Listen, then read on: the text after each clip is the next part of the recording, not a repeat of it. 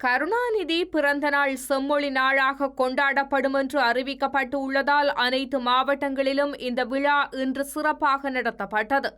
கருணாநிதி வாழ்ந்த கோபாலபுரம் இல்லத்திற்கு சென்ற முதலமைச்சர் மு.க.ஸ்டாலின் அங்குள்ள கருணாநிதியின் உருவப்படத்திற்கு மலர் தூவி மரியாதை செலுத்தினார்.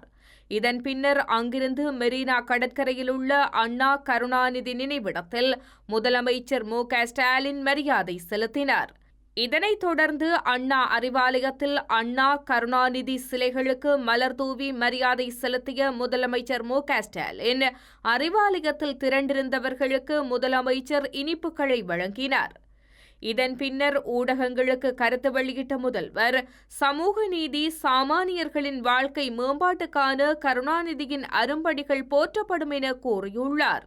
மாற்றுத்திறனாளிகளுக்கு உள்ளாட்சியில் பிரதிநிதித்துவம் அளிக்கும் சட்டத்திற்கு ஆளுநர் ஒப்புதல் கொடுத்தது எதிர்பார்த்ததே எனவும் முதல்வர் குறிப்பிட்டுள்ளார். ஒருவேளை நாம் நீதிமன்றத்திற்கு சென்று விடுவோம் என பயந்து அவர் ஒப்புதல் கொடுத்திருக்கலாம் எனவும் மு.க.ஸ்டாலின் மேலும் கூறியுள்ளார்.